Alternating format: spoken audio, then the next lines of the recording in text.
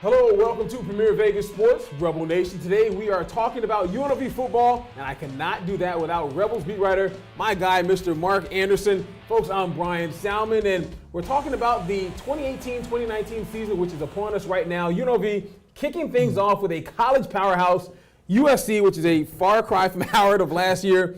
You've been in all the practices, you've talked to the players, the coach, and everything else. It seems as if USC is really ready for this game, and not USC, but UNLV is really ready for this game and confident. I think so, yeah. The timing of the game is as good as it can be for UNLV. They're facing a USC team that's still trying to find itself, new 18-year-old quarterback. You know, a lot of pieces are trying to figure out where they go, tend to start slow. They got Texas and Stanford right after this. I don't know if anyone's under the illusion UNLV's going to go in there and win the game, but I think UNLV can make a decent showing in this game, and it's a big point spread, and I would be a bit surprised if UNLV covered it. All right, they covered the point spread, which is like 20 plus, like 25, 26, something like that. Right in that neighborhood, yes. All right, so UNLV, of course, their starting quarterback, a SoCal native. He's not a USC fan, and that's good for UNLV. Armani Rogers really has the experience of already playing in LA Coliseum, which is a very big deal. He won a high school state championship there in his junior year. Let's go ahead and listen to what he had to say about his time in the iconic LA Coliseum.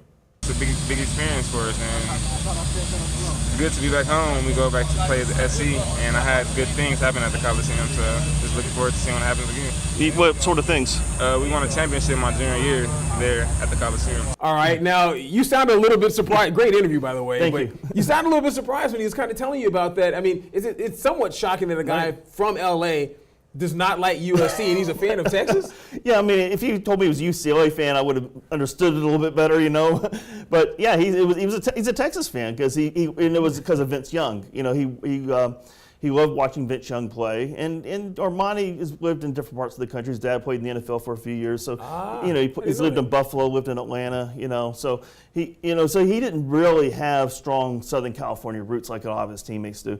So it wasn't inherent in him to cheer for USC. So he was one of the few guys in LA when Vince Young was running toward the corner of the end zone who was cheering for him to do it. And so yeah, I was surprised to hear that. Yeah, and talking to some of his teammates, the fact that they're getting a chance to play in LA Coliseum, I mean, they're looking at it as like a really big deal, as really they should. Oh yeah, well, I mean, the team is full of Californians. So many guys, those guys grew up dreaming of playing for USC in that building. So yeah, it's going to be great for them, and there's a little bit of chip in their shoulders too, because they should be. They weren't recruited by USC, right? Otherwise they'd probably be there, and so they want to go in there and prove to the USC coach, hey, you messed up. Now, you alluded to it a moment ago. USC is starting J.T. Daniels, a true freshman, a kid from Mater Dei. A lot of people here in Las Vegas remember him because they put the spanking on Bishop Gorman last year and ended that long streak that they had. But how much is that a feather in the cap of UNLV and the fact that they are going up against a freshman quarterback and they have someone who really hasn't had that experience of playing a big-time college football game? Yeah, I think if you're going to play this quarterback, this is the time to do it. Yeah, really good. You don't want to play in week 8. He might go throw for 400 yards. I mean, he's got the talent to do it. Yeah. But then again, the college game's going to be a bit faster.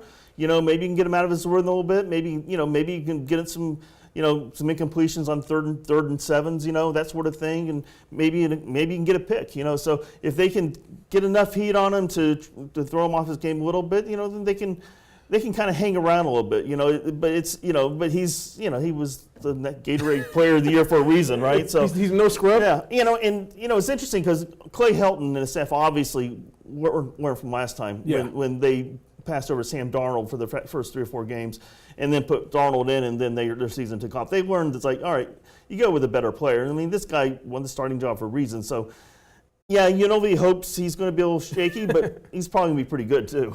Now, something that a lot of people may not know, what are some of the players that folks that are Rebel fans should maybe pay attention to on the UNLV side? Obviously, they have a running back that's very good. The receiving core is not too bad, and as we've already talked about the quarterback. But on the defensive side of the ball, do they have some stars over there that are in the making? I'm interested to see how they match up. You look, some players have done well in practice. Gabe McCoy, linebacker, looks like he could be good. Cole Iwasaki is a defensive tackle. Looks like he can be a really good player. And I really like what I've seen in the secondary. I think Jericho Flowers, a corner, looks really good. Jaquez Khalili has had moments. He's looked really good. I think the safety's being improved. Having said all that, this defense has a lot to prove. Okay. They gave up about 31.8, I think, points a game last season. Yeah. Fired the defense coordinator for a reason. You've heard it year after year after year when they bring in a new defense coordinator, everything's going to change. Well, we'll see. And maybe they will. Yeah, maybe. But this is an awfully tough test for this defense right off the bat to face not only a Pac-12 opponent, but a team that could very well win the Pac-12. And so they're going to get tested right away, and how they respond to that's going to be really interesting to see. And last but not least, Sanchez, as a head coach, a lead man, is this a make or break year for him, do you think, going in? It's hard to say. I think he's coming back for a fifth season almost regardless, unless you go like 0-12 or there's something off the field that we don't know about, that develops, Gotcha. like an Ohio State type situation. Yeah. But generally speaking, I would think he would come back. If they go at least 5-7, I think he's fairly safe. I know everyone wants to go to a bowl game, and rightfully so. They really should take the step up this season to go to a bowl game. And if they don't, it's going to be a major disappointment. But if they don't, do you want to make a change? I don't know. It's still UNLV football, 2 winning seasons in 23 years. Yeah. I think you need to let it play out, and you hope they make. If you're UNLV, you hope you can make a bowl game this season. But if you're not, I'd be very careful about throwing the panic switch. Mark Anderson, UNLV Rebel football beat writer, Bryan Salmond. This is Premier Vegas Sports, Rebel Nation. We'll see you next time.